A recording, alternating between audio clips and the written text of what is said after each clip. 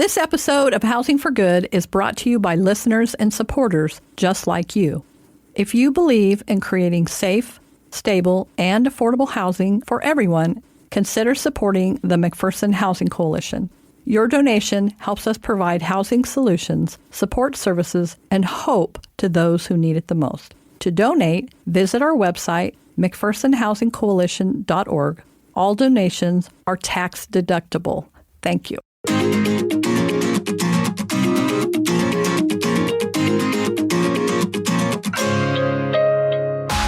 Welcome to Housing for Good, a podcast dedicated to housing topics and issues affecting our communities in McPherson County and beyond. With years of experience and expertise, hosts Chris Goodson and Carolyn Moore discuss housing challenges and opportunities with other experts from a variety of housing fields.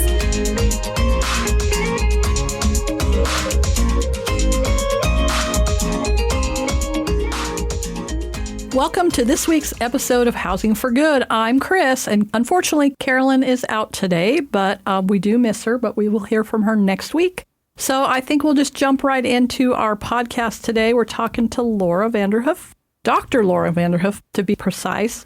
We talked to her a few weeks ago, maybe longer than that, about human trafficking, and so we're going to dig deeper into that subject. We love to bring people back on when we have a subject that's really complex and we want to kind of dig into that deeper and see how it's connected to our audience. So Lara, welcome to our show today. So we're going to start out with some quick questions just to kind of remind people what we talked about last time.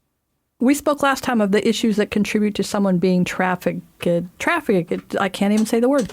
So remind us a little bit about what we talked about last time. Do you remember? Yeah, we talked about vulnerabilities, so there's lots of different components that create space where individuals might be trafficked or why an individual might be the trafficker. And a lot of that has to do with lack of education, lack of funding, loss of employment, educational issues, crises. And so what's going on in our communities, what is behind something else that we can't see and we don't know. And then that creates this vulnerability that I don't know where to turn. So then I turn either to somebody who does pay attention to me, that does care for me, or I turn to the streets or fill in the blank. And so then we see these traffic situations. So poverty impacts us, and there are educational issues that impact. And so you can't have one, characteristic. There's many different aspects that we really need to look at that shapes why trafficking happens. I think what I was surprised about last time was that there was actually human trafficking going on in our small community. I mean, we live in a 14,000 people. I don't even know how big we are for sure. And it's actually happening right here because of our connection to the interstates. I-70 is not that far, 135. So what I thought would be really interesting today is to talk a little bit about human trafficking. So I'm living in a neighborhood, kind of living my life, not paying much attention. What can I look for in my own neighborhood, or what can I do to either protect myself, my family, to maybe help the people that are in this situation? I mean, I know that's like a very long question, but what does that look like? Yeah, I think that's so important for us to consider where we are positioned, where we live, where we do life. So I might even take that to where do we work, where do we play? And so in our own backyard, right? That's what you're talking about. Yeah. You come out your front door, your backyard, and you're walking on the sidewalk, or you're doing life just in your neighborhood. Do we know our neighbors? Many times we don't even know because we have changed to backyards instead of our front porches. Yes.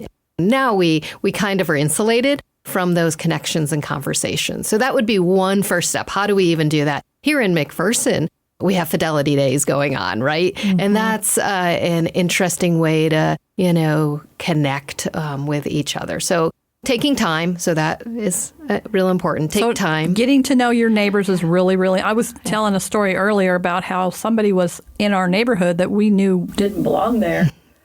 And all of a sudden, everybody called the police and said, hey, there's somebody here. They don't belong here. And the chief of police said, well, we've had 20 people call already, so you're good. And then they explained who the person was. But I don't know that everybody has that in their neighborhood where all the neighbors talk to each other. Is that something more common in a small town maybe than, say, Dallas or Denver or Los Angeles? I mean, what is going on? Can we connect those pieces for anybody, no matter where you live? Absolutely. I mean, it takes just one of us to connect with the neighbor next door or across the street or down the street, right? And so if we are bold enough to take a step outside of our comfort zone to get to know an individual. And it doesn't have to be a big deal. Just, I want to get to know you. Here's my name. Maybe you exchange your phone number, or can I help you? And I see you need something. That's an art, really. Mm-hmm.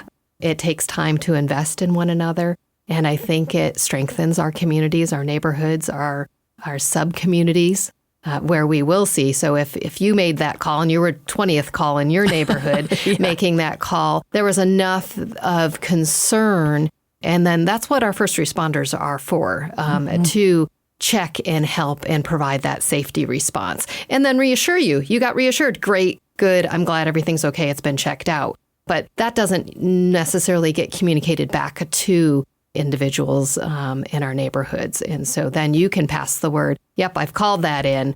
This is what we know. And you can continue that conversation. So in a big urban community, we can do the same thing. In an apartment building, and we're living in condos, and we still can have those conversations at the elevator, at the sidewalk, at the grocery store, at our kids' events. Getting to know one another and taking that time really builds the capacity to strengthen. And when there is a need, we have somebody to go to. And when there is not a need, we have somebody to go to, right? Yeah. And I love that. But, I think sometimes, and I was sort of raised this way because I'm from a big city, but you just didn't call the police. Now I don't think anything about it. If I have a problem, I'm calling 911. Or in this particular case, I call the admin office. I didn't call 911 because it wasn't like my life was in danger. So I think we need to encourage people then to go out there. If you see something looks odd, call 911 or call the admin and call and ask. I think from what I'm hearing, maybe building relationships along with law enforcement might be really important. Yeah. So you're more comfortable being able to call the chief of police or one of the officers who you know and saying, hey, something doesn't feel right here. Can you? Because I think we're afraid of our police department and our law enforcement people sometimes, and we don't see them as somebody here to protect us. We see them more as enforcers, Right. Would you say that would be? For many people, that is the case. I think, it takes intentionality. I just met with one of our officers this week to have a conversation because it's really helpful to know what's going on in our community. How can we leverage and be partners? And so if we look at it that way, even from our smallest of our community members, right? And so when we engage our children, our youth, to know that law enforcement is here to come alongside us. Yes, they're also here to do some enforcement and safety, but they're actually here primarily to come alongside from a safety perspective as a preventive measure. Yes, they have to respond and be proactive at times, but if we even took that lens that they're a part of our neighborhoods, and when they're coming through, that doesn't mean something bad is going on, but they can educate us. They can be a part of the solution because they are part of the solution and not the enemy that many times it feels if we have had trouble in our lives. So there is a messaging sometimes that comes out. And I see that in some of the work that I do, that we want to put off first responders because they have taken my mom or my dad or my family member, whoever that may be, from me. And so then it doesn't feel the same as help or a part of the connection in my community. But if we can introduce law enforcement earlier as part of the solution, like a puzzle piece really in our neighborhood. Yeah, that's a great idea. Then I think we can build even greater capacity when mom and dad and grandma and grandpa and our teachers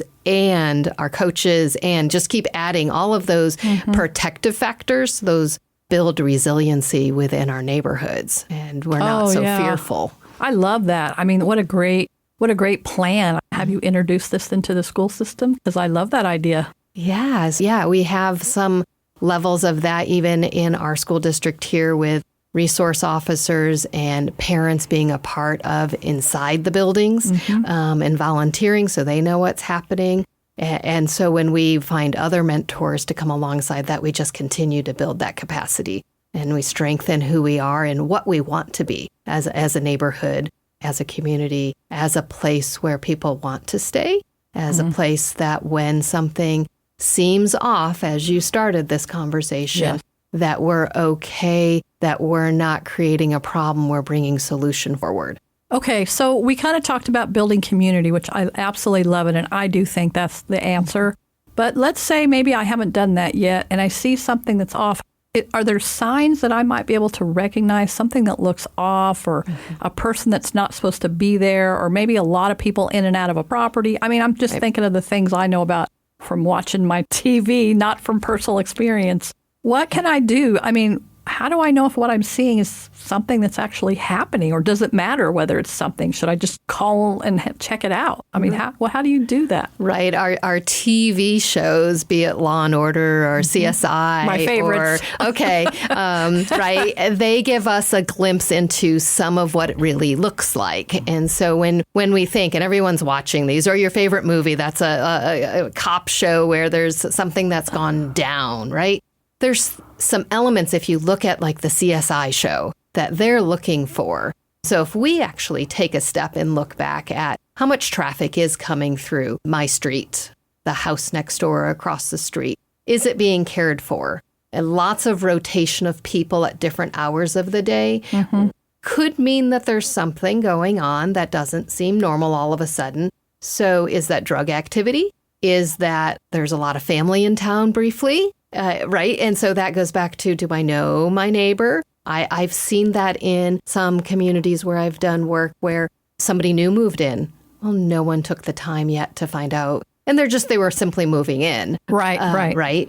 But then there are where there's a lot of that traffic. If you see youth unsupervised that are young, what's going on there? Well, if it's a single parent, they're working different hours, so they just may need some support. Doesn't mean that something bad is going on, but it goes back to knowing what's happening. So is there noise, loud noise that doesn't make sense? I had a neighbor at one point where there was a lot of yelling and violent activity, that it sounded as such, right? So when we hear something that just does not seem to be okay, then I think as a neighbor, I have some obligation to check and see if everything's okay.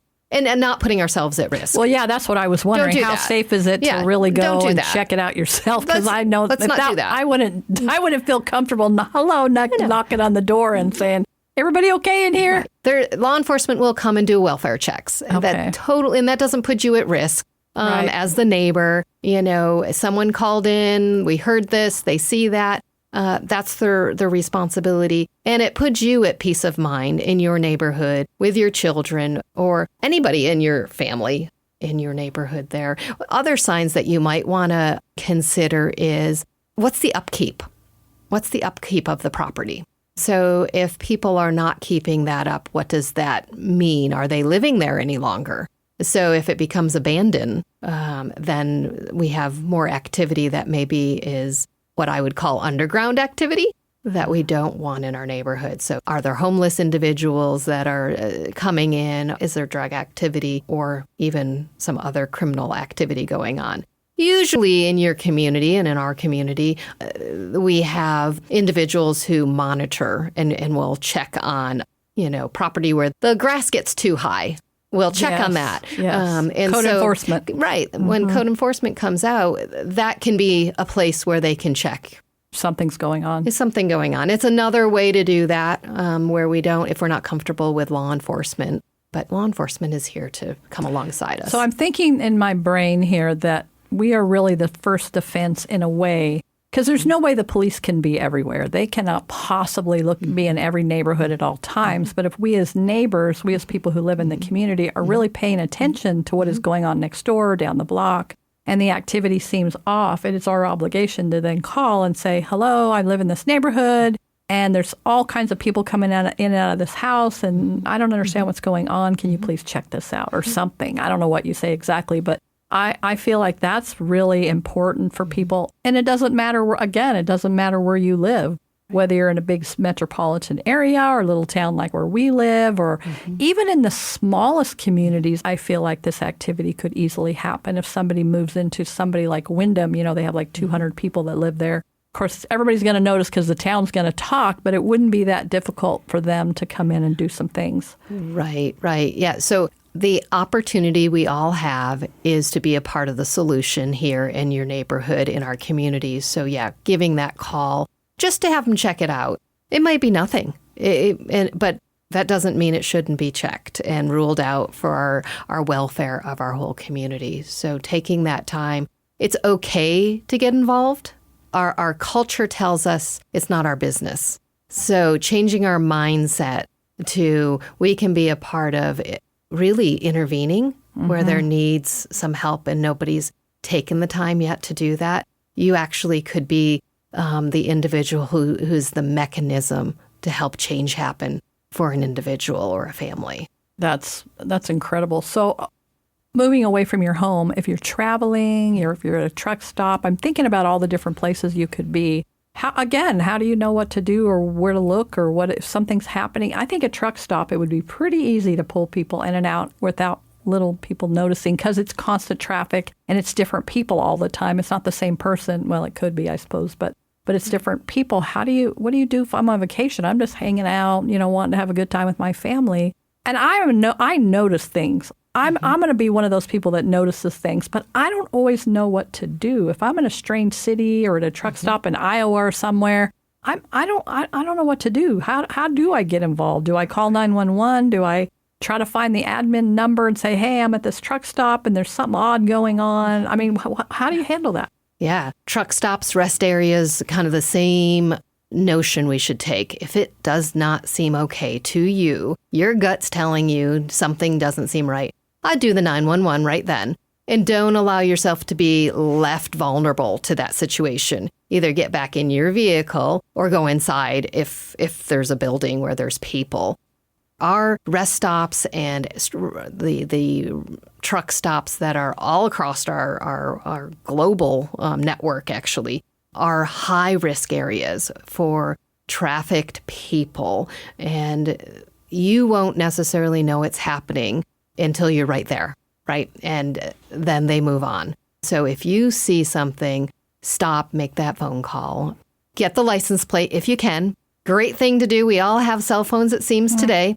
If you can take a screenshot of that license plate or something, because you're not going to remember in the stress state, right. We do not remember what that individual, what that vehicle looked like. We just don't usually catch all of that. Now, you may not remember to do that, but since we're talking in a non-stressed moment, well, yeah, we can at least have that in our mind to capture some of that information and then go inside where there are other people. A lot of our truck stops are involved in prevention of trafficking. Oh, I didn't realize that. Many are. And here's a cool thing. If you have a CDL license, you have to go through training to be aware of human trafficking. You cannot get a CDL without that. I had no idea. Yeah, so that's so bus drivers, truck drivers, any of those, any individual with CDL must go through that training. Now, training doesn't mean that it's not happening, right? Yes.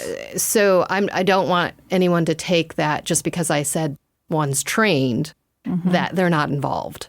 But I also don't want to send a message that everybody is, involved in trafficking through that. So when you see that, every other truck driver is also trained on who to call when they see something.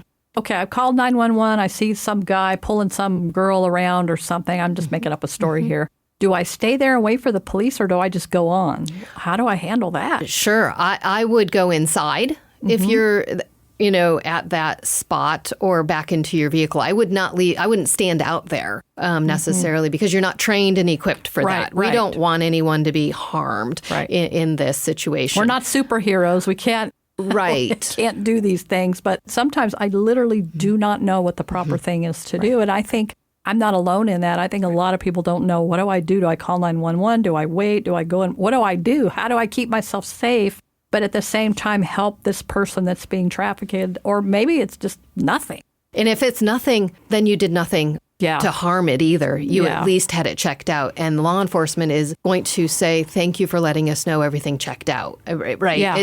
That is okay. If your gut, if your instincts, if what you're seeing in front of you just seems not to be okay, it's better. They'll tell you this. It's better for us to call. So let's call. Let's be vigilant. If we can save one person, we have made a contribution to our society.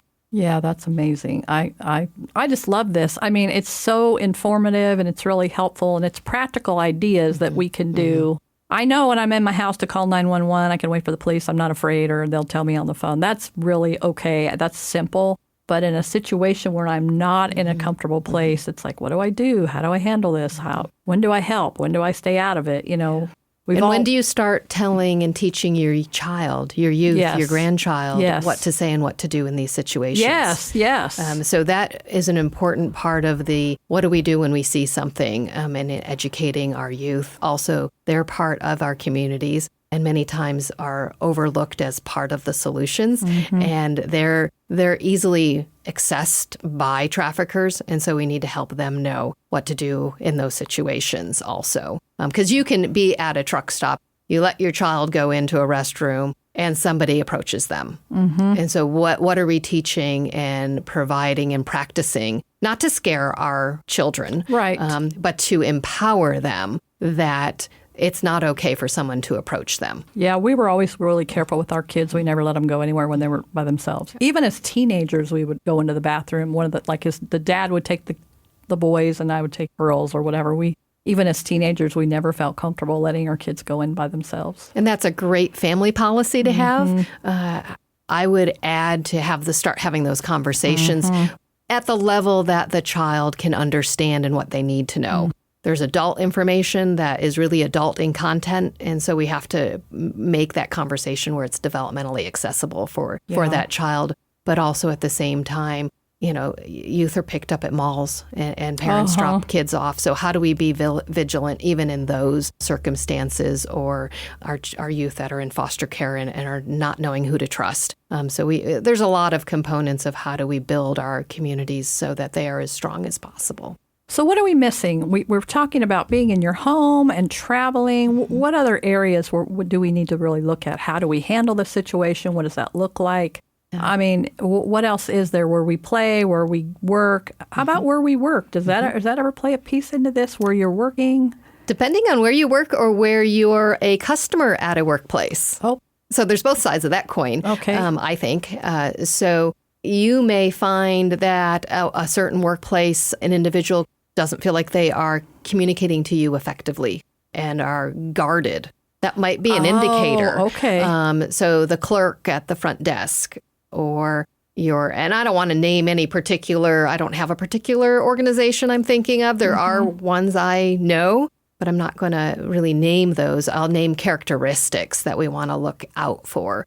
When individuals can't leave their place of work, that's a high indicator they're being trafficked. Oh, wow. So how do you know that? Well, if you frequent the same store, you get to know who the people are that work there. Right. Yeah. If we are really being neighborly. Yes. Then we're engaging and we're having those conversations and we're finding out about them and we're building some capacity there. So when the individual can't willingly, and of course you have to kind of gauge that, is it even appropriate for me to have those conversations?